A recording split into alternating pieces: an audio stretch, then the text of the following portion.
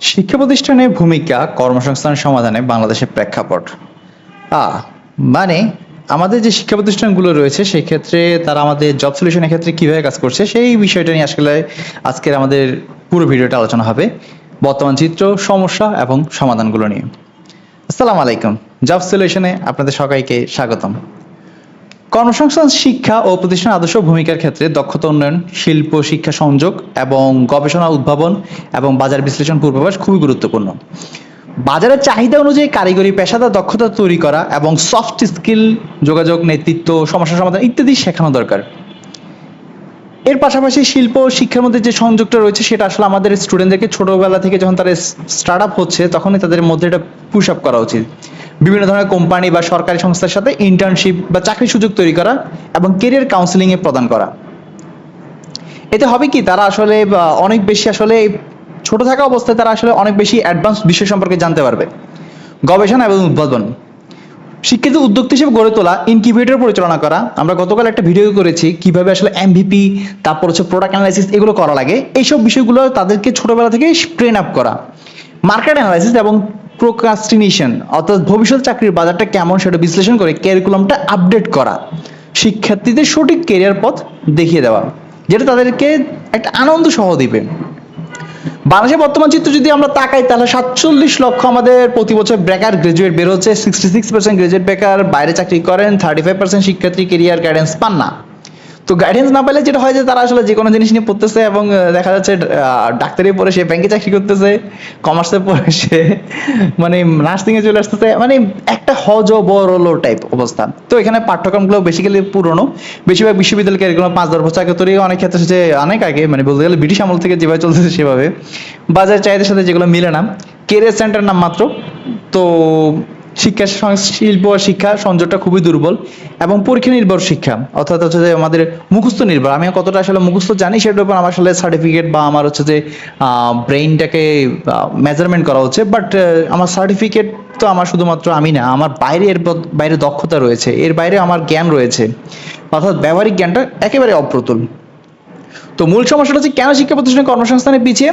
Theory বনাম practice gap. অর্থাৎ theoretically হয়তো বা আমি খুব ভালো রেজাল্ট করেছি, আমি এই প্লাস, আমার খুব ভালো অবস্থা, বাট আমি প্র্যাকটিক্যালি নট গুড।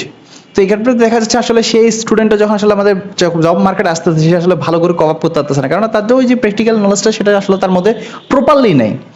ল্যাব এবং প্রজেক্ট ওয়ার্ক অপ্রতুলতা, এবং এই ক্ষেত্রে এটা একটা বড় একটা সমস্যা, এবং সমস্যা সমাধানের ক্ষেত্রে দক্ষতা অনুপস্থিত। আর শিক্ষক শিল্প বিচ্ছিন্নতা, অর্থাৎ শিক্ষকরা বাস্তব চাকরির বাজার সম্পর্কে আপডেট না। গেস্ট লেকচার বা ইন্ডাস্ট্রি ভিজিট নেই। পেশাদার প্রশিক্ষণের সুযোগ কম।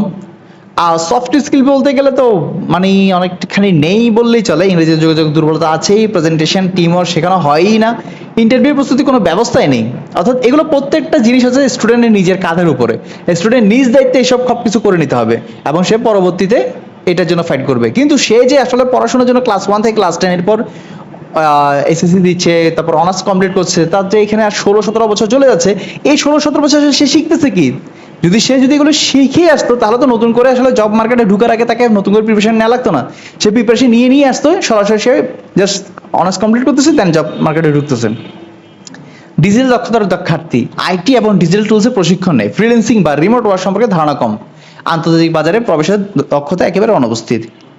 তো এক্ষেত্রে বিশ্বের সফল কিছু মডেল যদি আমরা বলি, বাংলাদেশ কেন তাদের কি কি শিখতে পারে, যেমন জার্মানি থেকে শিক্ষিতরা অর্ধেক স্কুলে অর্ধেক কোম্পানিতে প্রশিক্ষণ নেন, শিল্প প্রতিষ্ঠান সরাসরি ক্যারিকুলামে অংশ নেয়। এটা একটা বিশাল ব্যাপার, অর্থাৎ তারা অনেক আগেই অনেক কিছু অ্যাডভান্স হয়ে যাচ্ছে। সিঙ্গাপুরের ক্ষেত্রে সরকার প্রতিটি নাগরিককে দক্ষতা উন্নয়নের জন্য বার্ষিক ক্রেডিট দেয়, অর্থাৎ তাদেরকে ক্রেডিট দেওয়া হচ্ছে যে তুমি সার্টিফিকেট নাও, তুমি দক্ষতা অর্জন করো, তুমি তারপর দেশকে দাও।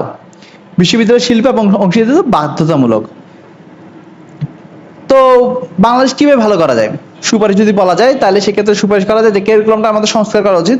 আমরা 2024 সালের নতুন সংস্কারের মাধ্যমে আমরা সংস্কারমূলক একটা দেশ আমরা আসলে রিভিল করেছি, বাট সংস্কার জিনিসটাই আসলে আমাদের ওভাবে হয়ে উঠতেছে না, আমরা একই রকম বাদগাদা সিস্টেমের মধ্যে চলতেছি।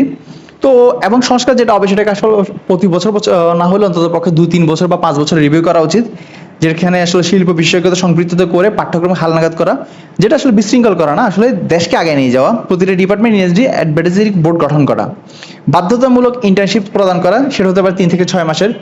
ডিজিটাল এবং সফট স্কিল কোর্সগুলো চালু করা, এগুলো সরকারিভাবে সরকার চালু করতে পারে। ইংরেজি, যোগাযোগ, presentation, MS office, digital marketing, programming basic এগুলো শেখানো যেতে পারে। কেরিয়ার সেন্টার শক্তিশালীকরণ করা, প্রত্যেকটা বিশ্ববিদ্যালয়ে সক্রিয় job fair, CV review, mock interview, mentoring programme ইত্যাদি আয়োজন করা, যেখানে সরকার এবং বেসরকারি যৌথ উদ্যোগে পরিচালনা হতে পারে। উদ্যোক্তা তৈরি করা, ইনকিউবেটর স্টার্টআপ ল্যাব প্রতিষ্ঠা করা, যার মাধ্যমে আসলে উদ্যোক্তা এবং ফ্রিল্যান্সিং সংস্কৃতি আমাদের যাতে প্রসার হতে পারে। পিপিটি মডেল, সরকার, বিশ্ববিদ্যালয় এবং শিল্প এই তিনজনের মধ্যে একটা ত্রিমুখী চুক্তির মাধ্যমে পাবলিক প্রাইভেট পার্টনারশিপ মডেলে কারিকুলাম ডিজাইন, বৃত্তি প্রদান এবং জার্মানি বা সিঙ্গাপুরের মতো আমরা কাঠামো তৈরি করতে পারি। উপসংহারে আমরা বলতে পারি শিক্ষা প্রতিষ্ঠানে পারে কর্মসংস্থান সংকটের সমাধান দিতে। কারণ একটু আগে যেটা বললাম, 17 বছর আমি পড়াশোনা করে এসেছি, সেটা আমার পুরোটাই যাচ্ছে শিক্ষা প্রতিষ্ঠানের ক্ষেত্রে। সেখান থেকে আমি যদি কোনো কিছু শিক্ষা না আসে, আমি যদি জব মার্কেটে এসে আবার নতুন করে আমি শিখতে হয়, তাহলে জিনিসটা আসলে আমি কি শিখছি সেটা নিয়ে একটা প্রশ্ন থেকেই যায়। তো এই কারণে আমার পাঠ্যক্রমগুলো হালনাগাদ করে গ্রাজুয়েট থেকে বেকার থাকবেই। যদি পাঠ্যক্রম যদি হালনাগাদ না করে, তাহলে অবশ্যই গ্রাজুয়েট করে বেকার থাকবে, তার এটা তো স্বাভাবিক। এবং শিল্প শিক্ষা সংযোগ ছাড়াও দক্ষতা আসলে ঘাটতি পূরণ হবে না। এই জন্য দরকার সরকার এবং বিশ্ববিদ্যালয় এবং শিল্প এই তিন পক্ষকে মিলে কাজ করলেই সবচেয়ে ভালো সমাধান পাওয়া যাবে ইনশাল্লাহ।